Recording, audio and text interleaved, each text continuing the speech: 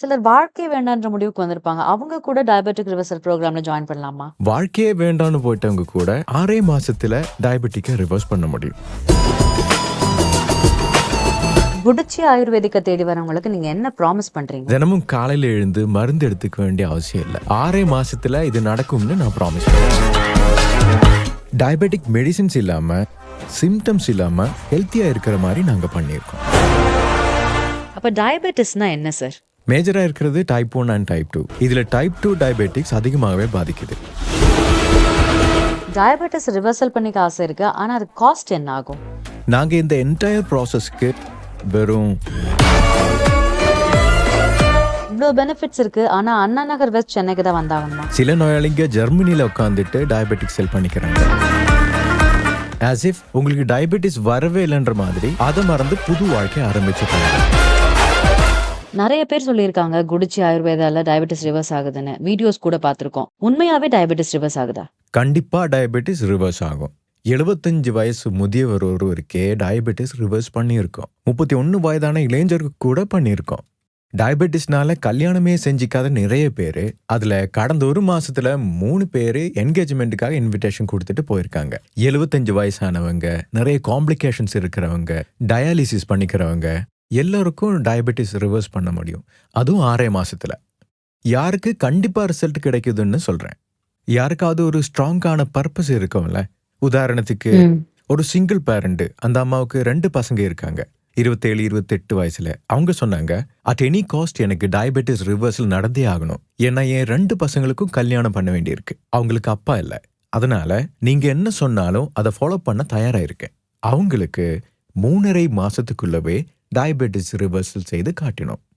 இன்னும் சிலர் விஷயத்துல என்ன நடக்குதுன்னா, பாவூர் அம்மா ஆல்மோஸ்ட் 15 வருஷமா டயபெட்டிஸ் வந்த முதல் நாள்ல இருந்தே இன்சுலின் மட்டும்தான் எடுத்துக்க வேண்டி இருந்துச்சு. போக போக அவங்களுக்கு வயிற்று நோய் அதிகமாயிடுச்சான். வாழ்க்கையே வேணாங்கிற அளவுக்கு பேஜராயிட்டு இருந்தாங்க. அவங்களால காலையில எந்திரிக்க கூட முடியாத அளவுக்கு சுஸ்தாகுமா. அவங்களுக்கும் நாங்க டயபெட்டிஸ் ரிவர்சல் பண்ணியிருக்கோம். ஒரு ஸ்ட்ராங்கான பர்பஸ் இருந்தது. எங்க ஸ்ட்ராங் பர்பஸ் இருக்கோ அங்க டயபெட்டிஸ் ரிவர்சல் ரொம்ப சீக்கிரமே ஆகுது. ஸ்ட்ராங்கான பர்பஸ் இருந்துச்சுன்னா 3 or 4 monthsல கூட ரிவர்ஸ் பண்ணிக்கலாம். அப்படின்னா உங்ககிட்ட எந்தெந்த ஸ்டேஜ்ல இருக்கு நோயாளிங்க வராங்க சார்? எத்தனையோ ஸ்டேஜஸ் இருக்கு. அதாவது சிலர் ப்ரீ டயபெட்டிக்கா இருக்காங்க, இப்பதான் டயபெட்டிஸ் வந்திருக்கு, எந்த ஒரு மெடிசினும் எடுத்துக்கிறது இல்லைன்னு வராங்க. அவங்களுக்கும் கியூர் பண்ணியிருக்கோம். மேலும் சிலர் நான் வெறும் மருந்து மட்டும்தான் எடுத்துக்கிறேன், நாளுக்கு 10-15 மெடிசின் எடுத்துக்கிறேன்னு வராங்க. அவங்களுக்கும் ரிவர்ஸ் பண்ணியிருக்கோம். இன்னும் கொஞ்சம் பேர் 15-20 வருஷமா வெறும் இன்சுலின்லயே இருப்பாங்க. தினமும் 20 யூனிட் இன்சுலின் எடுக்கிறவங்களுக்கு கூட டயபெட்டிக் ரிவர்சல் பண்ணியிருக்கோம். இன்னும் சில ரேர் கேஸ்ல கெஸ்டேஷன் டயபெட்டிஸ்னு சொல்லுவோம். அதாவது பிரெக்னன்சி டைம்ல டயபெட்டிஸ் வந்திருக்கும், டெலிவரிக்கு பிறகு அது தெரிஞ்சிருக்காது. 2-3 வருஷத்துக்கு பிறகு அவங்களுக்கு மறுபடியும் டயபெட்டிஸ் வரும். ஸோ அந்த மாதிரி கெஸ்டேஷனல் டயபெட்டிஸ் கூட நாங்க ரிவர்சல் பண்ணியிருக்கிறோம். இன்னும் சில எக்ஸ்ட்ரீம் கேஸ் என்னன்னா, ஒருத்தரோட காலில் இருக்கிற 4 விரலையும் ஆம்பியூட் செய்திருந்தாங்க. இன்னொரு காலோட முதல் விரல கூட ஆம்பியூட் பண்ண வேண்டி வந்தப்போ இது இப்படியே தொடரக்கூடாது, அதுக்குன்னு பெர்மனன்ட் சொல்யூஷனுக்காக குடிச்சி ஆரோக்கியக்கு வந்தாங்க. அந்த நிலைமையில இருக்கிறவங்க, பெரும்பாலான காம்ப்ளெக்ஸ் கேசஸ் இருக்கிறவங்க கூட குடிச்சி ஆரோக்கியக்கு வராங்க. ஸோ எல்லா ஸ்டேஜில் இருக்கிற டயபெட்டிஸ் பேஷண்ட்ஸையும் நாங்க கம்ப்ளீட்டா 6 மாசம் முடிஞ்ச பிறகு எந்த டயபெட்டிஸ் மெடிசனும் இல்லாம ஹெல்த்தியா இருக்கிற மாதிரி நாங்க செஞ்சிருக்கோம். அப்படின்னா குடிச்சி ஆயுர்வேதாக்கு வரவங்களுக்கு உங்களால என்ன ப்ராமிஸ் கொடுக்க முடியும்? நீங்க உங்க வாழ்க்கையோட 6 மாசத்தை குடிச்சி ஆய்வுக்கு கொடுங்க. நாங்க உங்களுக்கு ஒரு நல்ல ஆரோக்கியத்தை கொடுக்குறோம்னு சொல்றோம். நல்ல ஆரோக்கியம்னா என்ன? தினமும் காலையில சுகர் செக் பண்ணிட்டு இருப்பீங்க, தினம் எழுந்து மெடிசின் எடுத்துட்டு இருப்பீங்க. 6 மாசத்துக்கு அப்புறம் தினமும் சுகர் செக் பண்ண வேண்டியதில்லை. தினம் காலையில எழுந்து மருந்து எடுத்துக்க வேண்டிய அவசியம் வராது. அதோட தப்பி தவறி ஏதாவது ஃபேவரட் ஃபுட்டு சாப்பிட்டா எந்த ஒரு கில்ட்டும் இல்லாம சாப்பிடணும். 6 மாசத்துல இது நடக்கும்னு நான் உங்களுக்கு ப்ராமிஸ் பண்றேன். ஒரு இன்ட்ரெஸ்டான ஸ்டோரி இருக்கு. நான் அதை மாம்பழ காதல் கதைன்னு சொல்றேன். அது என்னன்னா, ஒரு லேடி இருந்தாங்க, போன மாசம் டயபெட்டிஸ் ரிவர்சல் பண்ணியிருந்தாங்க. அவங்களுக்கு மாம்பழம்னா உயிர் மூச்சு மாதிரி. ஒவ்வொரு மாம்பழ சீசன்லயும் லால்பாக் போகணும், வெரைட்டி மாம்பழம் வாங்கிட்டு வரணும், சாப்பிடணும். அது மேடமோட ஃபேவரட் ஹாபி. 10 வருஷத்துக்கு முன்னாடி அவங்களுக்கு டயபெட்டிஸ் இருந்தது தெரிய வந்தது. அதுல இருந்து அவங்க மாம்பழம் சாப்பிட்றது நிறுத்திட்டாங்க. 2 மாசம் முன்னதான் அவங்களுக்கு டயபெட்டிஸ் ரிவர்சல் ஆச்சு. ரிவர்சல் ஆனதும் வேலையா அவங்க என்ன செஞ்சாங்கன்னா, லால்பாக் போனாங்க, மாம்பழத்தை வாங்கிட்டு வந்தாங்க. வாங்கிட்டு வந்த முதல் நாள்லயே ஒரே நேரத்துல 6 மாம்பழத்தையும் சாப்பிட்டாங்க. சரியா? டயபெட்டிஸ் இருக்கிறப்பவே டயபெட்டிஸ் ரிவர்சல் பண்ணிக்கிட்டாங்க. இப்ப சுகர் லெவல் நார்மலா இருக்கு, எந்த சிம்டமும் இல்ல. ம். டயபெட்டிஸ் ரிவர்சல் ஆன ஒரே நாள்லயே அவங்க 6 மாம்பழம் சாப்பிடுறாங்க. காலையில ஆரம்பிச்சு சாயந்தரம் வர 4 தடவை பிரிக் பண்ணிக்கிட்டு, நான் 6 மாம்பழம் சாப்பிட்டும் எனக்கு சுகர் லெவல் கூடல, 6 சாப்பிட்டும் சுகர் கூடல. She was excited. உங்க ஃபேவரட் ஃபுட்டை கில்ட் ஃப்ரீயா அனுபவிக்கிறதோட அருமைய, அது டயபெட்டிஸ் ம். நோயாளிகளுக்கு தான் தெரியும் அதோட சுகம் என்னன்னு. ஸோ மாற்றங்களை நீங்க 6 மாசத்துக்கு பிறகு கண்டிப்பா பார்க்க முடியும். கண்டிப்பா. ஸோ இவ்ளோ அட்வான்டேஜஸ் இருக்குன்னு தெரிஞ்ச பிறகு, குடிச்சி ஆயுர்வேதம் பத்தி கொஞ்சம் இன்ட்ரோடியூஸ் பண்ணி வச்சிருங்க. நிறைய பேர் என்னன்னா, நாங்க சுமார் 10 வருஷமா இதிலேயே இருக்கிறதால, குடிச்சி ஆயுர்வேதம்னா நிறைய பேருக்கு வெயிட் லாஸ்னு தோணும். சிலருக்கு டயபெட்டிஸ் ஞாபகத்துக்கு வரும். ஸோ ஜஸ்ட் கிளாரிஃபை, குடிச்சி ஆயுர்வேதத்துல 3 வெர்டிகல் இருக்கு. முதலாவதா எங்க குடிச்சி ஆயுர்வேத கிளினிக் பெங்களூர் பானசவாடியில இருக்கு. செகண்ட், எங்க குடிச்சி ஆயுர்வேத மேனுஃபேக்சரிங் யூனிட் உடுப்பில இருக்கு. உடுப்பி கிருஷ்ணகிரியில இருக்கு. அங்க சுமார் 250க்கும் மேற்பட்ட ஆயுர்வேத மருந்துகளை நாங்க தயாரிக்கிறோம். மூணாவதா எங்க ப்ராடக்ட்ஸ் எல்லாத்தையும் நாங்க குடிச்சி ஆயுர்வேத வெப்சைட்ல சேல் பண்றோம். Amazon, Flipkart, Meesho எல்லாத்துலயும் கிடைக்குது. எங்க குடிச்சி பார்க்க எப்படி இருக்கும்னு தெரிய எல்லாருக்கும் கியூரியோசிட்டி இருக்கும். அதனால நான் பேரலா ஒரு வீடியோவை ப்ளே பண்றேன். அதை பார்த்தா எங்க மேனுஃபேக்சரிங் யூனிட் எப்படி இருக்கும், கிளினிக் எப்படி இருக்கும், இதெல்லாமே உங்களுக்கு தெரிய வரும்.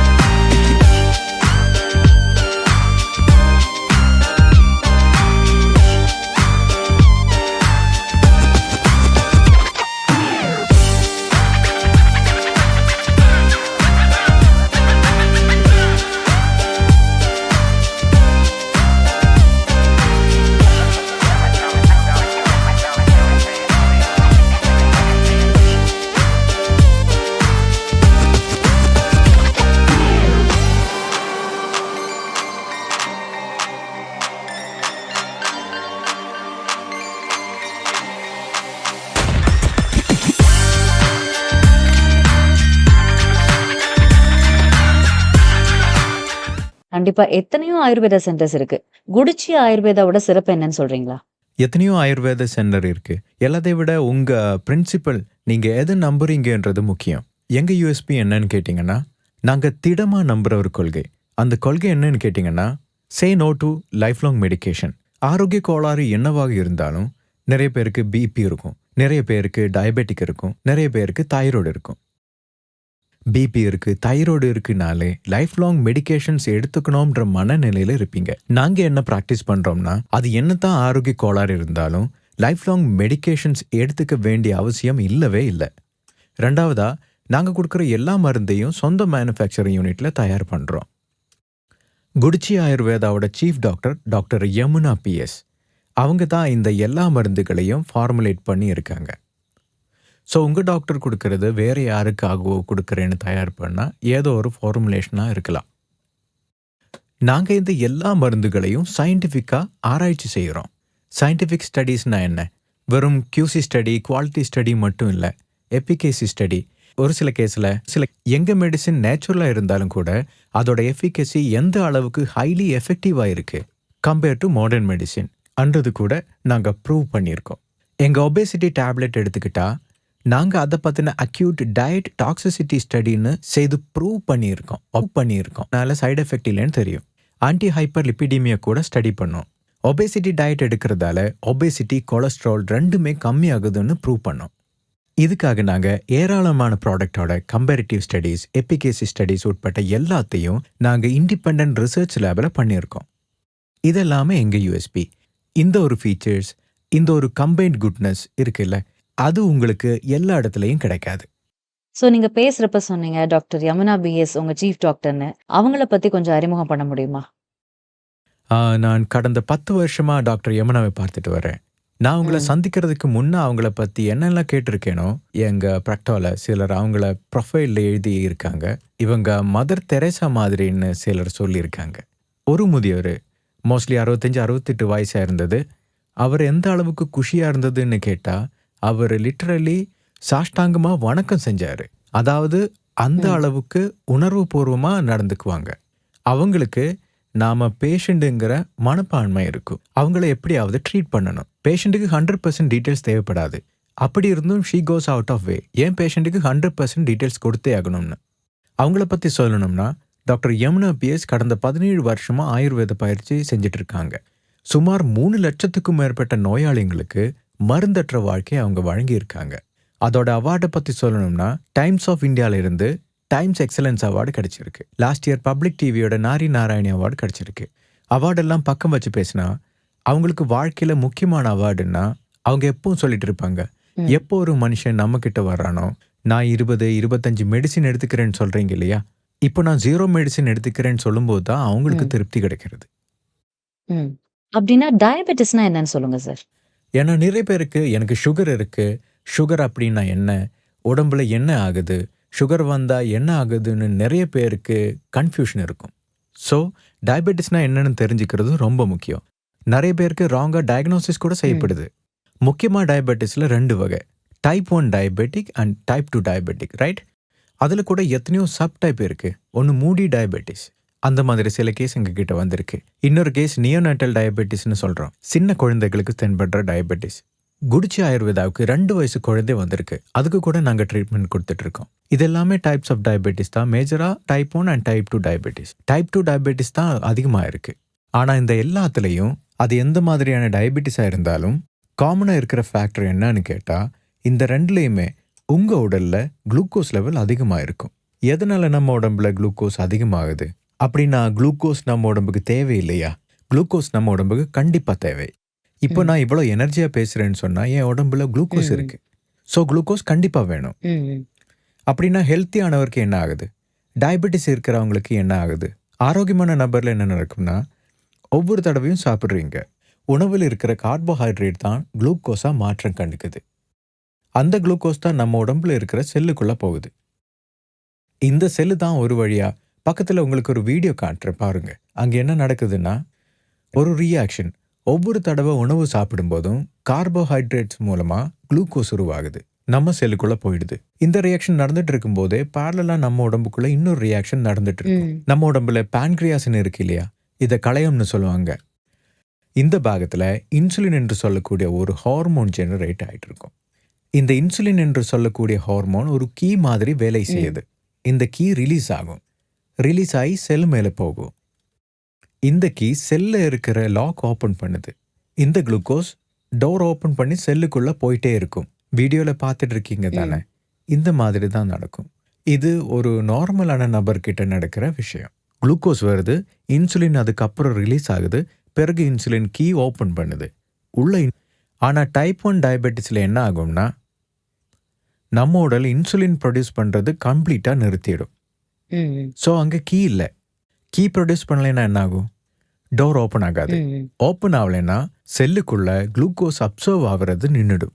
ம். இதுதான் டைப் 1 டயபெட்டிஸ்.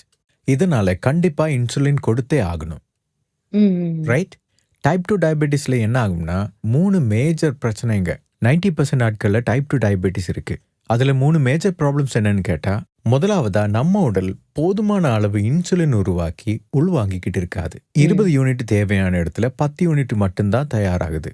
இல்லைன்னா குவாலிட்டி ஆஃப் இன்சுலின் ஹார்மோன் கெட்டு போயிருக்கும். அதாவது நீங்கள் வீடியோவில் பார்த்த மாதிரி இந்த ம். கீஸ் எல்லாம் கோணல் மானலாம் இருக்கும். வீட்டு கீ இப்படி ஆயிடுச்சுன்னா லாக் ஓப்பன் ஆகுமா? ஆகாது. ஆகாது தானே. இந்த மாதிரி பிரச்சனைங்க வரும். இன்னும் சில நேரங்களில் கீ ம். சரியா இருக்கும், ஆனால் லாக் பாழாயிருக்கும். செல்கள் தன்னோட டெலிகேசியை எழுந்துட்டு இருக்கும். சில சமயம் லாக்குக்கு எண்ணெய் போட வேண்டி வருது இல்லையா, அதாவது அந்த லாக் டெலிகேசியை எழுந்துடுச்சுன்னு அர்த்தம். செல்களின் டெலிகேசியை இன்க்ரீஸ் பண்ணாலும் சில சமயம் என்ன ஆகும்னா 3 பிரச்சனைங்க உருவாகலாம். ஒன்று இன்சுலின் குவாலிட்டி சரி இருக்காது, இல்லை ம். போதுமான அளவு ரிலீஸ் ஆகாது. இப்படி இல்லைன்னா உங்கள் செல்கள் இன்சுலினோட டெலிகேசி எழுந்துட்டு இருக்கு. இந்த 3 சிஸ்டத்தையும் நாம் சரி பண்ண வேண்டியிருக்கு. டைப் 2 டயபெட்டிஸில் ஆகிறது இதுதான், ரைட்? ம். ஆனால் டைப் 1 டைப் 2 எதுவாக இருந்தாலும் என்ன ஆகும்னா, எப்போ நம்ம செல்ல குளுக்கோஸ் சரியாக அப்சர்வ் ஆகலையோ அந்த குளுக்கோஸ் நம்ம பிளட்ல அப்படியே பில்டப் ஆகிட்டே போகும். அதை விட்டு என்ன ஆகும்னா, இமிடியட்டாக டயபெட்டிஸ் இருக்குதுன்னா குளுக்கோஸ் பில்டப் ஆகிட்டே போகும். குளுக்கோஸ் பில்டப் ஆகிறப்போ 7-8 சிம்டம்ஸ் இமிடியட்டாக நின்றுடும். என்னன்னா, ஃப்ரீக்கன் யூரின், சீக்கிரமே சோர்ந்து போகிறது, காயம் இருந்தால் ஹீல் ஆகாது, இல்லைன்னா சடனாக வெயிட் லாஸ் ஆவாங்க. இந்த மாதிரியான சிம்டம்ஸ் வெளியில் தெரிய ஆரம்பிக்கும். இது கூடவே இதை நாம் ஸ்டார்டிங்கில் இக்னோர் பண்ணிக்கிட்டே இருக்கோம். இக்னோர் பண்றதால உடம்புல இருக்கிற 4 மேஜர் பார்ட்ஸ் மேல இம்பாக்ட் ஆகுது. ம். ஒண்ணு கண்ணு. ம். நிறைய பேர் சொல்லுவாங்க, உன் கண்ணு மஞ்சளா தெரியுது, டயபெட்டிக் இருக்கும்னு. யார் யாருக்கு டயபெட்டிக்கா இருக்காங்களோ, சுகர் லெவல் சரியா கண்ட்ரோல் பண்ணலைன்னா, அந்த மாதிரி கேஸ்ல கார்டியாக் அரெஸ்ட் ஆகுறது நான் பார்த்திருக்கேன். இன்ஃபேக்ட் சடன் ஹார்ட் அட்டாக் ஆகுது. ஆமா, அதுவும் நடக்கும். இன்னும் சில எக்ஸ்ட்ரீம் கேஸ்ல கோமாக்கு ம். கூட போயிடுறாங்க ஜனங்க. அதை விட்டு இந்த காலில் எரிச்சல் வர்றது, இல்ல விரல்ல ஆம்பியூட்டேஷன் பண்ண வேண்டி வரலாம். அதுவும் ம். இல்லைன்னா 4வதா கிட்னி பாழாகிறது. ம். கிட்னி கம்ப்ளீட்டா ஃபெயிலியர் ஆயிடும். இந்த 4 மேஜர் ப்ராப்ளம்ஸ் எதனாலன்னா, நீங்க சரியா டயபெட்டிஸை மெயின்டைன் பண்ணலைன்னா. கண்டிப்பா. இந்த டயபெட்டிஸ் ரிவர்ஸ் ஆன பிறகு ஆக்சுவலி என்ன நடக்குதுன்னு சொல்றீங்களா? டயபெட்டிஸ் ரிவர்சல் ஆகிறப்போ, நான் ஆல்ரெடி சொன்னேன், டயபெட்டிஸ் ரிவர்சல் ஆகிறப்போ என்ன ஆகும்னா, டயபெட்டிஸ் ஆனப்போ 3 ப்ராப்ளம்ஸ் இருக்கும். டயபெட்டிக் ரிவர்சல்னு எது சொல்றோம்னா, அதுல இந்த 3 சிஸ்டத்தை நாங்க சரி செய்திருப்போம். உங்க பான்கிரியாஸ் போதுமான இன்சுலின் ஹார்மோன்களை ப்ரொடியூஸ் பண்ண ஆரம்பிச்சிடும். உங்க செல்ஸ் கூட அதோட டெலிகேசியை மறுபடியும் பெற ஆரம்பிச்சிடும். அதோட இன்சுலின் ஹார்மோன் குவாலிட்டி கூட இம்ப்ரூவ் ஆக ஆரம்பிக்கும். இந்த நிலையில நம்ம உடம்புக்கு எந்த ஒரு எக்ஸ்டர்னல் மெடிசனும் தேவை இருக்கிறது இல்ல. எந்த ஒரு சிம்டம் கூட இல்லாம, எந்த ஒரு மெடிசனும் இல்லாம நீங்க ஆறாம இருக்கலாம். அப்படின்னா சிலர் சொல்லுவாங்க, நிறைய பேரோட கற்பனை என்னன்னு கேட்டா, டயபெட்டிஸ் ரிவர்சலுக்காக இங்கிலீஷ் மெடிசின் விடுறதும் ஆயுர்வேத மெடிசின் எடுக்கிறதும். ஆயுர்வேத மெடிசின்ஸ் இருக்காது, இங்கிலீஷ் மெடிசின்ஸ் இருக்காது, எந்த ஒரு சிம்டம்ஸும் இருக்காது, சுகர் லெவல் ஃபிளக்சுவேஷன்ஸ் இல்லாம நீங்க ஆறாம இருக்கலாம். அப்படின்னா இந்த ப்ரோக்ராம்க்கு எத்தனை நாள் தேவைப்படுது? இது எப்படி ஒர்க் ஆகும்? அதை பத்தி சொல்லுங்க. ஜென்ரலா நாங்க இது 6 months ப்ரோக்ராம்னு சொல்லுவோம். கம்ப்ளீட் டயபெட்டிஸ் ரிவர்ஸ் ஆக 6 மாசம் தேவைப்படும். நிறைய பேர் ஸ்மார்ட் பேஷண்ட்ஸ் வராங்க. அவங்க என்ன செய்யறாங்கன்னா, குடிச்சு ஆயுர்வேதக்கு வந்த 3 மாசத்துல சுகர் லெவல் கம்மி ஆயிடுச்சு, விட்டுட்டேன்னு சொல்லுவாங்க. அது தப்பு. ஏன்னா கம்ப்ளீட் ப்ராசஸ்ல 5-6 ஸ்டெப்ஸ் இருக்கும். அது என்னன்னு இப்போ நான் சொல்றேன். ரைட்? முதலாவதா குடிச்சி ஆயுர்வேதால ஃபர்ஸ்ட் ஸ்டெப் மானிட்டரிங். நிறைய பேர் மானிட்டர் பண்ணிக்கிறதே இல்லை. சுகர் லெவல் செக் பண்ணிக்கிறது இல்லை. எதுக்கு பண்ணிக்கிறது இல்லைன்னா, இவ்வளோ நாளா அவங்களுக்கு எப்படி இருந்ததுன்னா, சுகர் வந்தது, செக் பண்ணாட்டி என்னன்னு இருப்பானுங்க. ரைட்? இப்போ குடிச்சி ஆயுர்வேதத்தில் நாங்கள் ரிவர்ஸ் பண்ணுறோம்னு சொல்லிட்டு இருக்கோம்.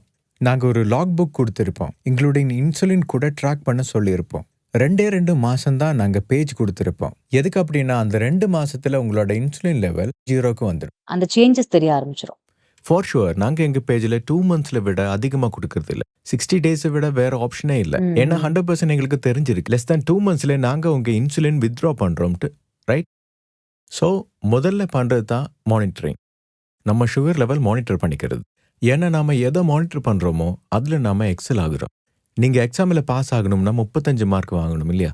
அதே போல உங்க HbA1c below 6 கொண்டு வர வேண்டும். உங்க சுகர் லெவல் எல்லாமே நார்மல் ரேஞ்சில் இருக்கும். இது எல்லாமே மானிட்டர் பண்ண வேண்டியது ரொம்ப இம்பார்ட்டன்ட். 2 வழியில நம்ம மானிட்டர் பண்ணணும். ஒன்று மேனுவல், காலையில் எந்திரிச்சு பிரிக் பண்ணிட்டு சாப்பாட்டுக்கு முன்னே எவ்வளோ, அதுக்கப்புறம் எவ்வளோன்னு செக் பண்றது. இன்னும் சில கேஸ்ல என்ன ஆகும்னா, ஒரு 2 வருஷமான குழந்தை ஒன்று இருக்கு. குழந்தைக்கு தினமும் 2-3 தடவை செக் பண்றது ரொம்ப கஷ்டமாய்.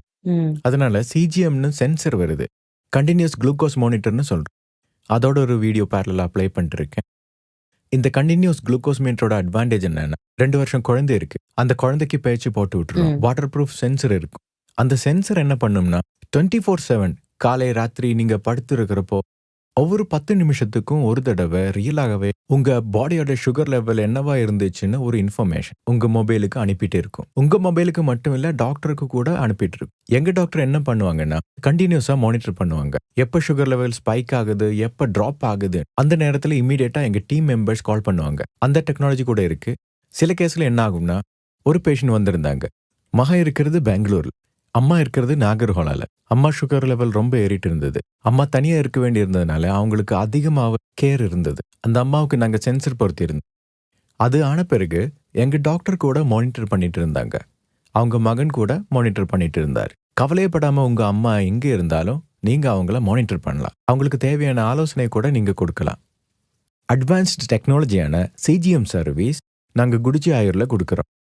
இல்ல எனக்கு டைம் இருக்கு, மேனுவலா பண்றேன்னு சொன்னா பென்னு பேப்பர் எடுத்துக்கிட்டு கூட பண்ணலாம். மொத்தத்துல மானிட்டர் பண்றது ரொம்ப இம்பார்ட்டன்ட். அதுதான் முதல் படி. இன்னொரு 2வது படி, டைப் 2 டயபெட்டிஸ்ல என்ன ஆயிருக்குன்னா 3 ப்ராப்ளம்ஸ் இருக்கு. ஏற்கனவே இதை பத்தி சொல்லியிருக்கு. முதலாவது, நம்ம உடம்பு இனஃப் குவான்டிட்டி இன்சுலினை ப்ரொடியூஸ் பண்ணிட்டு இருக்காது, அல்லது குவாலிட்டி சரி இருக்காது. அப்படி இல்லைன்னா செல்கள் டெலிகேசியா எழுந்திருக்கும். இந்த 3 பிரச்சனையும் நாங்க ரிப்பேர் பண்ணிக்கிட்டே போவோம். இதுக்காகத்தான் சுமார் 2-3 மாசம் தேவைப்படுது, டிபெண்டிங் ஆன் அந்த நபர், இன்சுலின் எடுத்துக்கிட்டு இருக்காரா இல்ல வெறும் மெடிசின் எடுத்துக்கிட்டு இருந்தாரா, இதன் அடிப்படையில 2-3 மாசம் வரைக்கும் எங்களுக்கு சிஸ்டம் கரெக்ஷனுக்காகவே தேவைப்படுது. 2-3 மாசத்திலேயே நாங்க சிஸ்டம் கரெக்ட் பண்ணப்போ நம்ம உடம்புக்கு வெளியில இருந்து சுகர் அல்லது இன்சுலின் மாத்திரையோட அவசியம் இருக்குமா? இல்ல தானே. இருக்காது. எப்ப நம்ம உடம்புல வெளிப்புறத்துல இருந்து டிபெண்டன்சி கம்மி ஆயிட்டு வருதோ ம். அப்போ உங்க பாடி சொல்ல ஆரம்பிக்கும். சிலர் சுகர் லெவல் 400ன்னு வருவாங்க, 15 நாளாகும் 300க்கு வரும், இன்னொரு 15 நாள் வருவாங்க, மறுபடியும் 200க்கு வந்திருக்கும். அப்ப என்ன ஆகும்னா உங்க சுகர் லெவல் டிராப் ஆயிட்டே வர வர ம். உங்களுக்கு வெளியில இருந்து மெடிசின் தேவைப்படாது. அப்ப நாங்க என்ன பண்றோம்னா 2-3 மாசத்துல நாங்க சிஸ்டம் கரெக்ட் பண்ணிட்டே வரோம்ல, அதே சமயத்துல நீங்க எடுத்துக்கிற எல்லா மருந்தையும் டேக் ஓவர் பண்ணிட்டே வருவோம் கிராஜுவலா. ம். இன்சுலின் எடுத்துட்டு இருந்தா 2 மாசத்துல இன்சுலின் கட் டவுன் ஆயிடும். ம். சிலர் இன்சுலின் பிளஸ் 8-10 மாத்திரை எடுத்துக்குவாங்க. அவங்களுக்கு இன்னும் 2 மாசத்துல எல்லா மாத்திரையும் கூட கம்மி பண்ணிடும். இதான் 2ல இருந்து 3 மாசத்துல நடக்கிற ப்ராசஸ். இது முடிஞ்ச பிறகு ஒரு தடவை நீங்க எடுத்துக்கிற எல்லாம் இங்கிலீஷ் மாத்திரை எடுத்துக்க சொல்வோம். பர்டிகுலரா சுகருக்காக நீங்க எடுத்துட்டு இருந்த எல்லா மாத்திரையும் நிறுத்தின பிறகு அடுத்த 2 மாசம் வெறும் குடிச்சி ஆயுர் மருந்துலயே இருப்பீங்க. ம். நீங்க சுகருக்காக எந்த மாத்திரையும் எடுத்துக்கல. இப்போ வெறும் சிஸ்டம் ரிப்பேருக்காக என்ன கொடுத்தோமோ அது மட்டும் தான் எடுத்துக்கிறீங்க. அது எடுத்த பிறகு உங்களுக்குள்ள எந்த ஒரு சுகர் லெவல் அல்லது டயபெட்டிஸ் ஃபிளக்சுவேட் ஆயிடல, எந்த ம். சிம்டமும் இல்ல, சுகர் லெவல் ஃபிளக்சுவேட் ஆகாது. இதை நாங்க என்ஷூர் பண்ண பிறகு கடைசியா நாங்க என்ன பண்ணுவோம்னா கம்ப்ளீட் பாடி டீடாக்சிஃபிகேஷன் ஆகும். உங்க கார் சர்வீஸ் ஆகுற போல உங்க பாடி கம்ப்ளீட்டா சர்வீஸ் ஆகும். அது ஆனதும் முகத்துல புது பொலிவு வரும். 4-5 வருஷம் யங்கா தெரிவிங்க. ஹை லெவல் ஆஃப் எனர்ஜி வரும். இதெல்லாம் நடக்கும். மறுபடியும் உங்க சுகர் லெவல் தினமும் செக் பண்ணுங்க. அது எப்பவும் நார்மலா தான் இருக்கும். இன்ஃபேக்ட் நிறைய பேர், அதாவது இளைஞர்கள் டயபெட்டிஸ் ரிவர்சல் பண்ணிக்கிட்டா டெய்லி அந்த மெடிசின் எடுத்து எடுத்து ரெடியா இருக்கும். ம். அந்த நபர் டயபெட்டிஸ் ரிவர்சல் பண்ணிக்கிட்டு 6 மாசம் ஆனாலும் கூட ரிவர்ஸ் ஆனால் எந்த ஒரு மெடிசினும் இல்லைன்னா அவங்க மனைவி வந்து எனக்கு என்னமோ பயம், அவங்களுக்கு எதுவும் மெடிசின் என்ன கொடுக்கல ஆயிருமோ ஏதோன்னு. அவருக்குன்னு. மெடிசின் கொடுக்க வேண்டாத நிலைமையில ம். அவங்களுக்கு பயம். ஏன்னா கொடுத்து கொடுத்து பழக்கமாயிருச்சு. இந்த 6 மாசத்துல என்ன ஆகும்னா உங்க பாடி கம்ப்ளீட்டா டீடாக்சிக் ஆன பிறகு உங்களுக்கு ஆயுர்வேத மெடிசின் இருக்காது, இங்கிலீஷ் மெடிசின்ஸ் கூட இருக்காது, எந்த ஒரு சிம்டம்ஸ் கூட இருக்காது. சுகர் லெவல் கூட நார்மல் ஆயிடும். அதாவது இந்த ப்ராசஸ்க்கு 6 மாசம் தேவைப்படுது. மினிமம் 6 months தேவைப்படும். ம். யாரு ரொம்ப லக்கினா சில ப்ரீ டயபெட்டிக். இந்த ப்ரீ டயபெட்டிக் என்ன ஆகும்னா சுகர் இருக்குன்னு ம். தெரிஞ்சிருக்கும், எந்த ஒரு மருந்தும் எடுத்துக்க மாட்டாங்க. ம். அவங்களுக்கு மேக்சிமம் ஒரு 2 மாசத்துல நாம ரிவர்ஸ் பண்ணிக்கலாம். அவங்களுக்கு ஜாஸ்தி டைம் ம். தேவைப்படாது. ஆனா 15 வருஷம் 20 வருஷம் இன்சுலின் எடுத்துட்டு வர்ற எல்லாருக்கும் 6 மாசம் தேவைப்படுது. ப்ரீ டயபெட்டிக் கேஸ்ல மட்டுமே நம்ம 2 மாசத்துல ரிகவர் பண்ணிடலாம். ஸோ இன்சுலின் எடுத்துட்டு லைஃபே வேணாங்கிற முடிவுக்கு வந்திருப்பாங்க. அவங்க கூட இந்த டயபெட்டிக் ரிவர்சிங் ப்ராசஸ்ல ஜாயின் பண்ணிக்கலாமா சார்? நிறைய பேர் ஆல்ரெடி எங்ககிட்ட வாழ்க்கையே வேணாம்னு போனவங்க கூட கடைசியா இதை ட்ரை பண்ணலாம். நேத்து கூட ஒரு நபர், அவர் ம். கார்பரேஷன் பேங்க் எம்ப்ளாயின்னு சொல்லிட்டு இருந்தாரு. பேங்க் எம்ப்ளாயின்னு சொல்லிட்டேன். ம். ஆனா அந்த நபர் உண்மையாவே டாக்டர்ஸோட ஃபீட்பேக் ஷேர் பண்ணிக்கிட்டாரு. ம். 34 வருஷமா இன்சுலின் எடுத்துட்டு இருந்தேன், 30 நாள்ல இன்சுலின் விட்டுருக்கேன், குடிச்சில வந்த பிறகுன்னு சொன்னாரு. அந்த நபர் குஷியா ஆனந்த கண்ணீரோட எங்க ரிசப்ஷன்ல ஆல்மோஸ்ட் 20-30 பேஷண்ட்ஸ் இருந்தாங்க. அவங்க எல்லார்கிட்டையும் போய் ஜோரா அழுந்துட்டே சொன்னாரு, உங்களுக்கு ம். டயபெட்டிஸ் இருந்தா குடிச்சிக்கு வாங்கன்னு. சுமார் கேஸை நாங்க பார்த்துருக்கோம். கண்டிப்பாக நான் சொன்ன மாதிரி வெறும் இன்சுலின் கேசஸ் மட்டும் இல்ல, நிறைய காம்ப்ளிகேஷன்ஸ் இருக்கிறவங்க, ம். நிறைய பேரோட விரல் கூட நாளைக்கு சர்ஜரி இருக்கு, விரலை வெட்டி எடுத்துக்கணும்னு சொல்லி இருந்தாங்க. அவங்க கூட விரலை சேவ் பண்ணிட்டாங்க, இன்சுலின்ல இருந்து வெளியே கொண்டு வந்துட்டோம். இப்ப மெடிசின்ஸ் எதுவும் இல்லாம சந்தோஷமா இருக்காங்க.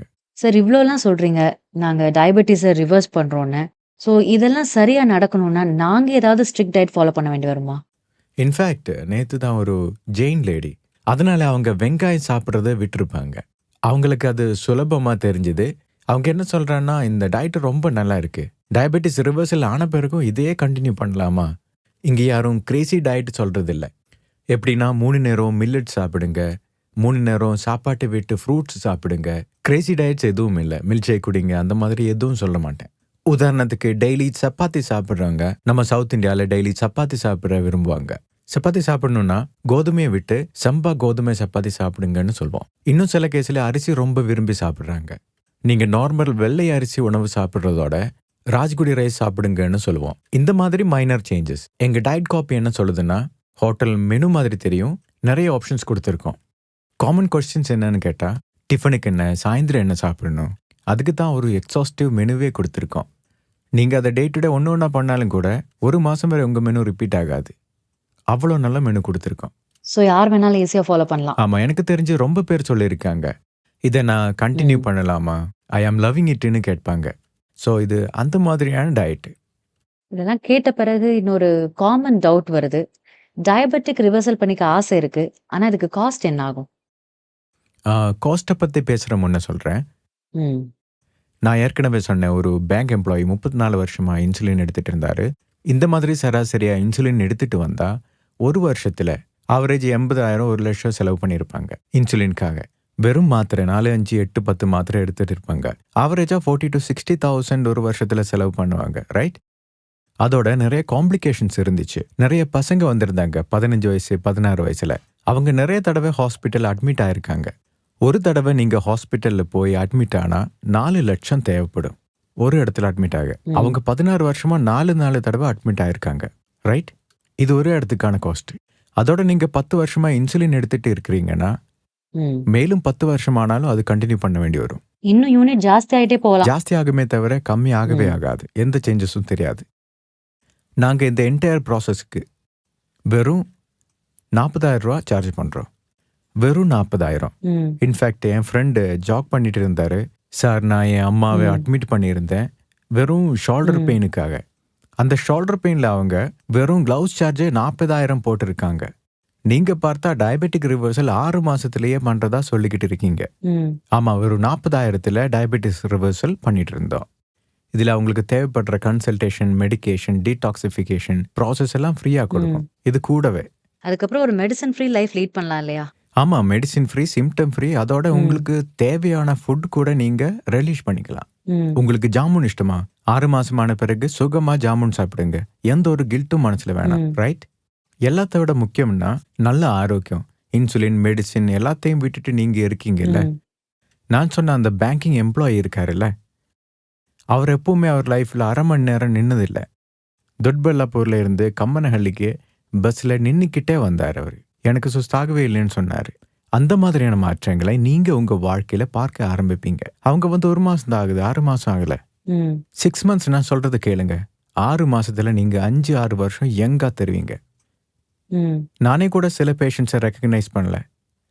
ஸோ ம். அந்த மாதிரியான சேஞ்சஸ் ஆகும். ஸோ இவ்ளோ பெனிஃபிட்ஸ் இருக்கு. ஆனா இதுக்காக அண்ணா நகர் வெஸ்ட் சென்னை தான் வரணுமா? இல்ல வேற ஏதாவது ஆப்ஷன் இருக்கா சார்? நிறைய ஆப்ஷன்ஸ் இருக்கு. ஆக்சுவலி சில பேஷண்ட்ஸ் ஜெர்மனில இருந்துக்குன்னு டயபெட்டிஸ் ரிவர்சல் ம். செஞ்சுக்கிட்டு இருக்காங்க. துபாயில உட்காந்துட்டு ம். டயபெட்டிஸ் ரிவர்சல் செஞ்சுக்கிட்டு இருக்காங்க. கர்நாடகா சுற்றிலும் கூட நிறைய பேர் இருக்காங்க. இங்கேயே வரணும்னு இல்லை. பின்ன சுமார் எப்படி மாடல்ஸ், பாசிபிள் சார்? அதாவது கம்ப்ளீட்டா ஆன்லைன்ல கூட கன்சல்ட் பண்ணலாம். நாங்க இங்கிருந்தே ம். மெடிசின்ஸ் அனுப்பி வைக்கிறோம். ம். வீட்டில் இருந்துட்டே மெடிசின்ஸ் டயட் ஃபாலோ பண்ணிட்டு அதோட ப்ரோக்ராம் நடக்கிறப்போ எங்க டாக்டர்ஸ் எப்பவுமே டச்ல இருப்பாங்க. ம். அதாவது ட்வைஸ் a வீக் கால் பண்ணுவாங்க, செக் பண்ணுவாங்க, அட்வைஸ் பண்ணிட்டு இருப்பாங்க. ஸோ அதனால பெங்களூருக்கு பக்கத்துல சுற்றுப்புறத்துல நீங்க இருந்தா, இந்த நிகழ்ச்சியை நீங்க பார்த்துட்டு இருந்தா உடனே கிளம்பி வந்துருங்க. உங்க உடல் மேல, உங்க ஆரோக்கியம் மேல அக்கறை இருக்குன்னா இங்க வந்துருங்க. பெங்களூர் அக்கம் பக்கம் இருக்கிறவங்க, இல்ல தூரம்னா ஆன்லைன்லயும் கன்சல்ட் பண்ணிக்கலாம். எல்லா மெடிசன்ஸும் இங்க இருந்து கொரியர் பண்றோம். நான் சொன்னேன்ல, வெளிநாட்டுல கூட பேஷண்ட்ஸ் இருக்காங்க. துபாயில நிறைய பேஷண்ட்ஸ் இருக்காங்க. அங்கேயும் மருந்து அனுப்புறோம். ஃபோன்ல கன்சல்டேஷன் ஆகுது, வீடியோ கன்சல்டேஷன், ஆடியோ கன்சல்டேஷன் எல்லாமே ஆகுது. சில பேஷண்ட்ஸ் இருக்காங்க, டே 1ல வந்துட்டு 6 மாசம் கழிச்சு ம். எண்டில் தேங்க்ஸ் சொல்ல வரேன்னு சொல்லிட்டு போறவங்களும் இருக்காங்க. ம். மேலும் சில பேர் நமக்கு பக்கத்துல இருக்கிற கார்வாடு, ஹுப்ளி, மைசூர்ல கூட இருக்காங்க. அவங்க நிறைய பேர் இருக்காங்க. அவங்க மாசத்துல ஒரு முறை வரேன், மீதி 2 கன்சல்டேஷன் ஃபோன்லயே பண்றேன்னு சொல்றாங்க. அது கூட பாசிபிள் தான். ம். முதல்ல வில்லிங்னஸ் தேவை, டிசிப்ளின் வேணும். டிசிப்ளினும் வில்லிங்னஸும் இருந்தா மற்றெல்லாம் வேற வேலையில் இருந்தாலும் நடக்கும். ஸோ வர நோயாளிகளுக்கு நம்பிக்கை இருக்குமா? நீங்க ரிவர்ஸ் பண்றோம்னு சொல்றப்போ, அவங்களோட ரியாக்ஷன் எப்படி இருக்கும்? அத சொல்லுங்க. யாரும் நம்ப மாட்டாங்க. ஆனா கொஞ்சம் குறைவான எக்ஸ்பெக்டேஷன் வச்சுட்டு இருப்பாங்க. என்ன ம். சொல்லுவாங்கன்னா, நீங்க இன்சுலின் கம்மி பண்ணுங்க, ம். பிறகு 2 மாத்திரை போடுறேன், அதையும் குறைச்சிடுங்கன்னு சொல்லுவாங்க. மனுஷங்க ஆசை ஜாஸ்தி ஆயிட்டே போகும். ஆனா நம்புறதில்ல. நம்பிக்கை ம். வர நீங்க 6 months வெயிட் பண்ண வேண்டியது இல்ல. நிறைய பேருக்கு இயர்லி சுகர் ம். லெவல் இருக்கும். நிறைய பேருக்கு சுகர் லெவல் 600ல ம். இருக்கு. 10 days மெடிசின் எடுக்கிறாங்க, 300க்கு வருது. நீங்க நம்புறீங்களா? ம். நம்பி தான் 10 ஆகணும். வருஷமா 400ல இருந்து கீழே வரவே இல்ல. ம். இப்ப 10 நாள்ல 300க்கு வந்துச்சுன்னு நீங்க நம்புவீங்களா? ஆமா. அவ்வளவுதான். My result speaks. ம். நாங்க கொடுக்குற மெடிசின்ஸ் இல்ல, அதோட ம். ரிசல்ட் பேசும். சிலர் முதல்ல வரும்போது ரொம்ப அரகண்டா வருவாங்க. எப்ப அவங்க மெடிசின் எடுத்துக்கிட்டு ரிசல்ட் கிடைக்குது இல்ல, அப்ப ம். கை கும்பிட்டு வருவாங்க. ஓகே. மேங்கோ ஸ்டோரி ஒண்ணு சொன்னீங்க. அந்த மாதிரி ஏதாவது ஞாபகம் இருக்கா? சமீபத்தில ட்ரீட் பண்ண கண்டிஷன்ஸ்ல? இன்ஃபேக்ட் சுமார் இருக்கு. நான் இத எதுக்காக சொல்ல ஆசைப்படுறேன்னா, நெறைய யங்ஸ்டர்ஸ் 30, 31 வயசுல 7, 8 பேர் வந்தாங்க ம். சமீபத்தில. அவங்க யாரும் கல்யாணமே பண்ணிக்கல. எனக்கு டயபெட்டிஸ் இருக்கு. என்னால என் பொண்டாட்டி பிள்ளைங்களுக்கு பிரச்சனை ஆகுறது வேண்டாம்ட்டு அவங்க கல்யாணமே பண்ணியிருக்கல. டயபெட்டிஸ் ரிவர்சல் பண்ணிக்க அவங்க குடிச்சி ஆயுர்வேதாக்கு வந்தாங்க. டயபெட்டிஸ் ரிவர்சல் பண்ணிக்கிட்டு எங்களுக்கு போன மாசம் என்கேஜ்மெண்ட் இன்விடேஷன் கூட குடுத்துட்டு போயிருக்காங்க. இது போலவே மாசத்துக்கு 4, 5 கல்யாணம் நாங்க பண்ணிக்கிட்டு இருக்கோம் இன்டைரக்ட்டா பை ரிவர்சிங் த டயபெட்டிஸ். இது ஒரு பக்கம் நடக்குது. இன்னும் நிறைய யங்ஸ்டர்ஸ் வராங்க டைப் 1க்காக. நாங்க டைப் 1க்கு ரிவர்ஸ் பண்றோம்னு ப்ராமிஸ் பண்றது இல்ல. டைப் 1 எங்க நடக்குதுன்னா, குல்பர்கால இருந்து ஒரு பையன் வந்திருந்தான். அவன் 2nd PUC படிக்கிறான். அவனுக்கு டைப் 1 டயபெட்டிஸ் வந்துச்சு. அவங்க டைரக்டா இன்சுலின் உடம்புல போட்டாங்க. ம். அது எவ்வளவு தேவையோ அத்தனை யூனிட்ஸ் எடுக்கணும்னு, அதுல எவ்வளவு குவாண்டிட்டி எடுக்கணும்னு கூட தெரியாது. ம். ஏன்னா மானிட்டர் பண்ணாது. அந்த பையன் எங்க கிட்ட வந்தப்போ 20 யூனிட்ஸ் எடுத்துக்கிட்டு இருந்தான். ஒரு தப்பான கணக்கு என்ன இருக்குன்னா, எவ்வளோ இன்சுலின் வேணும்னாலும் எடுத்துக்கோங்க, என்ன வேணும்னாலும் சாப்பிடுங்கன்னு சொல்லியிருக்காங்க. இது லைஃப் ஸ்பேனை கம்மி பண்ணிடும். இந்த டைப் 1 டயபெட்டிஸ் இருந்து அதை சரியா மேனேஜ் பண்ணலைன்னா நிறைய பசங்க இறந்து போறதை நாங்க பார்த்துருக்கோம். ரைட்? ஸோ கொஞ்சம் சீரியஸ்னஸ் கூட இருக்கணும். அந்த பையன் விஷயத்துல நாங்க 20 யூனிட்ஸ் இருக்கிற இன்சுலினை வெறும் 2 யூனிட் கொண்டு வந்து நிறுத்தினோம். அதுவும் 45, 60 நாள்ல. எனக்கு தெரிஞ்சு எங்களுக்கு குறைஞ்சதோ தினம் 70ல இருந்து 80 டயபெட்டிக் கேஸ் மட்டுமே வருது. ம். And there is no case where we have not reversed the diabetes. சிலர் எனக்கு சுகர் மாத்திரை எடுத்து தான் ஆகணும் லைஃப் லாங்னு, அது அவங்க சாய்ஸ். ஆனா ரிவர்ஸ் பண்ணிக்கணும், வெளியே வரணும், ஹெல்த்தியா இருக்கணும்னா எண்ண முடியாத அளவுக்கு இப்போ கேஸ் நாங்க பார்த்துட்டு இருக்கிறோம். வெரி ஸ்பெக்யுலர். சிலருக்கு பேங்க்ரியாட்டிஸ் ஆயிருக்கும். பான்கிரியாட்டிஸ் ஆனதும் அடுத்து வர்றது தான் டயபெட்டிஸ். ஸோ அந்த மாதிரி ஒரு சுமார் 8 பசங்க வந்திருந்தாங்க. 28 இருந்து 30 வயசுல தான் அந்த சிம்டம்ஸ் பார்த்துருக்கிறோம். பேங்க்ரியாட்டிஸ் ஆகும், பிறகு டயபெட்டிஸ் வரும். அந்த கேஸ்ல கூட டயபெட்டிஸ் ரிவர்ஸ் பண்ணி இருக்கிறோம். அப்புறம் சில ஃபேமிலிஸ் வரும், கணவன், மனைவி, மகன், அந்த மாதிரி கேசஸ் ரொம்ப சீக்கிரம் ரிசல்ட் வரும். ஏன்னா 3 பேருமே ஒரே டயட் ஃபாலோ பண்ணிட்டு இருப்பீங்க, ஈஸியா இருக்கும். அந்த மாதிரி கேஸ்ல கூட டயபெட்டிஸ் பண்ணியிருக்கோம். இன்னும் சிலருக்கு திருமணம் ஆயிருக்கும், குழந்தை பிறந்திருக்காது. ஏன்னா டிப்பிக்கலி மெயில் இன்ஃபெர்டிலிட்டியை இது லீட் பண்ணும். நீங்க டயபெட்டிக்கா இருந்தா ஸ்பெர்ம் கவுண்ட் கம்மி ஆகிறது, குவாலிட்டி குறையிறது, இதெல்லாம் சாதாரணம் தான் ஆண்கள்ல. பெண்கள் விஷயத்துல என்ன ஆகும்னா, கன்சீவ் பண்ணிக்கவே வேண்டாம். ஏன்னா கன்சீவ் ஆன மேல டயபெட்டிஸ் இருக்குன்னு தெரிஞ்சது. அபோர்ட் பண்ண சொன்னாங்கன்னு அபோர்ட் பண்ணீங்கன்னு என்கிட்ட வந்தாங்க. பெண்ல என்ன ஆகும்னா, நீங்க கன்சீவ் ஆனதுனால ஏகப்பட்ட காம்ப்ளிகேஷன் லீட் ஆகிட்டே போகும். ஸோ இந்த மாதிரி கெஸ்டேஷனல் டெலிவரி டைம்ல டயபெட்டிஸ்னால பாதிக்கப்பட்டவங்க இருக்காங்க. அதன் பிறகு டைவர்ஸ் பண்ணிக்கினவங்க இருக்காங்க. இல்ல டயபெட்டிஸ் இருந்தும் கன்சீவ் ஆன பிறகு அபார்ஷன் பண்ணிட்டு வந்தவங்களும் இருக்காங்க. சுமார் அதாவது என்னென்ன மாதிரி பெக்யூலர் கேசஸ் வருதுன்னு கேட்டா, இன்ஃபேக்ட் ஒரு பேஷண்ட்ல ஒரு காமன் ஃபேக்டர் நாங்க என்ன பார்த்தோம்னா, கோவிட் வந்த பிறகு நிறைய பேருக்கு டயபெட்டிஸ் ஸ்பைக் ஆஃப் ஆயிருக்கு. அதுல ஒரு கேஸ் என்ன ஆச்சுன்னா, அவருக்கு பிளேட்லெட் கவுண்ட் 5000க்கு வந்தும் ஒவ்வொரு தடவையும் பிளேட்லெட் கவுண்ட் கம்மியானப்பவும் அவங்க ஹாஸ்பிட்டல் போய் அட்மிட் ஆயிருந்தாங்க. இந்த பிரச்சனை இதே மாதிரி 28 வருஷம் ரிப்பீட் ஆகிட்டே வந்தது. இப்படி ஆகி அவங்களுக்கு ஸ்டெராய்ட்ஸும் கொடுக்க வேண்டி வந்தது. அதனால அவங்களுக்கு டயபெட்டிஸ் வந்தது. டயபெட்டிஸ் வந்ததுனால அவங்க குடிச்சி ஆயுர்வேதாக்கும் வந்தாங்க. குடிச்சி ஆயுர்வேதாக்கு வந்த மேல நாங்க அவரோட டயபெட்டிஸ் கூட ரிவர்ஸ் பண்ணிட்டோம். அட் த சேம் டைம் அவங்களுக்கு இருந்த பிளேட்லெட் கவுண்ட் கூட சரி பண்ணிட்டோம். இந்த மாதிரியான நிறைய கேசஸ் இருக்கு. 1, 2, 3 கிடையாது. Various types. முந்தா நேத்து ஒரு 75 வயசு முதியோர் கூட சொன்னாரு, நான் டிசம்பர்ல அமெரிக்கா போக போறேன். போறதுக்கு முன்னா உங்க கையால டயபெட்டிஸ் ரிவர்ஸ் பண்ணிட்டு தான் போகணும். என் பசங்க முன்னாடி ப்ரூவ் பண்ணணும்னு சேலஞ்ச் பண்ணி வந்தாங்க. ப்ரொஃபைல்ல சொல்லணும்னா சிலர் எக்ஸ்ட்ரீம் ஹை ப்ரொஃபைல். நானும் சிஎம்க்கு லீகல் அட்வைசரா இருக்கேன்னு வந்திருந்தாங்க. எம்எல்ஏவா இருக்கிறவங்களும் கூலி வேலை செய்யறவங்க கூட வந்திருந்தாங்க. ப்ரொஃபைலை விட எது முக்கியம்னா, அவங்க எல்லார்லேயும் ஏதாவது ஒரு டிசிப்ளின் இருக்கு, அதோட வில்லிங்னஸ் கூட இருக்கணும். டயபெட்டிஸை ரிவர்ஸ் பண்ணிப்போன்ற வில்லிங்னஸ். அந்த அடிப்படையில தான் எவ்வளோ லேட்டா இல்லை எவ்வளோ சீக்கிரமா நாம 6 மாசத்துல டிசைட் பண்ண முடியும். சார், இந்த வழியா நோய் ரிவர்ஸ் ஆன பிறகு நெக்ஸ்ட் அவங்க லைஃப் எப்படி லீட் பண்ணணும்? வித்தவுட் மெடிசின் வரும்போது மெயின்டைன் பண்ண வேண்டி வரும். அதுக்கு என்ன பண்ணணும்? எதையும் யோசிக்க வேண்டியதில்லை. நான் சொன்ன 3 ப்ராப்ளம்ஸை ஃபிக்ஸ் பண்ணுங்க. டயபெட்டிஸ் ஒரு லைஃப் ஸ்டைல் டிஸார்டர். ம். ஏதோ ஒரு இடத்துல நம்ம லைஃப் ஸ்டைல் சரியில்லை, ரைட்? அந்த லைஃப் ஸ்டைலை சேஞ்ச் பண்ணிக்கணும். இன்னும் பிசிக்கல் ஆக்டிவிட்டிஸ் 0 இருக்கும். ஆல்ரெடி நீங்க ஜாகிங் பண்றதா சொல்றீங்க. வாக்கிங். அரை மணி நேரத்துக்கு ஒரு பிசிக்கல் ஆக்டிவிட்டி வளர்த்துக்கோங்க. ம். டயபெட்டிக் ரிவர்ஸ் ஆயிடுச்சு, எதுக்கு பிசிக்கல் ஆக்டிவிட்டின்னு நினைக்க கூடாது. ம். முதல்ல எல்லாம் நம்ம வேலையே நேச்சுரலா அந்த மாதிரி இருந்துச்சு, பிசிக்கல் ஆக்டிவிட்டி ஆயிட்டு இருந்துச்சு. இப்போ அப்படி இல்லை. பேசிக் டிசிப்ளின் கண்டினியூ பண்ண போதும், ம். ரைட்? சிலர் சொல்லுவாங்க 3 நேரம் நான் நான்வெஜ் சாப்பிடணும்னு. 3 வேணாம், ஒரு டைம், ரைட்? ஸோ சாப்பிடவே கூடாதுன்னு சொல்லல இல்ல? இல்ல, நார்மல் லைஃப் லீட் பண்ணுங்கிற. ம். எதுவுமே அதிகமான விஷயம் தானே. அதனால தானே ஃபர்ஸ்ட் லெவல் பிரச்சனையே வந்து இருக்கிறது, ரைட்? சாப்பிடாதீங்கன்னு சொல்றது இல்ல, எல்லாத்தையும் ரிலீஸ் பண்ணி எல்லாம் வித்தின் லிமிட் இருந்தா உங்களுக்கு எந்த மெடிசனும் தேவையில்லை, எந்த சுகர் லெவலும் செக் பண்ண வேண்டியதில்லை. உங்களுக்கு டயபெட்டிஸ் வரவே இல்லை, அதை மறந்து ஒரு புது வாழ்க்கையை ஆரம்பிக்கலாம். ஸோ டயபெட்டிஸ் இருக்கவங்களுக்கு ஒரு ஆலோசனைனா என்ன சொல்லுவீங்க? டயபெட்டிஸ் மட்டும் இல்ல, வேற எந்த ஆரோக்கிய கோளாறா இருந்தாலும் ஒரு விஷயம் என்னன்னா, உங்க அப்பா அம்மா உங்களுக்கு ஆஸ்தி பாஸ்தி எல்லாம் கொடுப்பாங்க, அன்பை கொடுப்பாங்க, ரைட்? தினமும் உணவை கொடுப்பாங்க. உங்க ஆரோக்கியம் உங்களுக்கு கடவுளால கொடுக்கப்பட்டது, அதை மிஸ்யூஸ் பண்ணாதீங்க, ரைட்? உங்க ஆரோக்கியம் மட்டும்தான் உங்க கையில் இருக்கு. உங்க சஃபரிங்ஸ் ஷேர் பண்ண முடியாது. உங்க கிளாத்ஸ், ப்ராப்பர்ட்டி எல்லாம் ஷேர் பண்ணலாம்.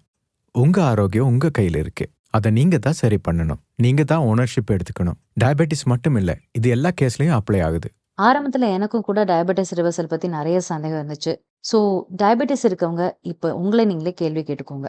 இன்னும் 10 வருஷத்துக்கு இதே மாதிரி மெடிசன் கண்டினியூ பண்ண போறீங்களா? இல்ல இப்பவே டயபெட்டிஸ் ரிவர்ஸ் பண்ணிக்கிறீங்களா?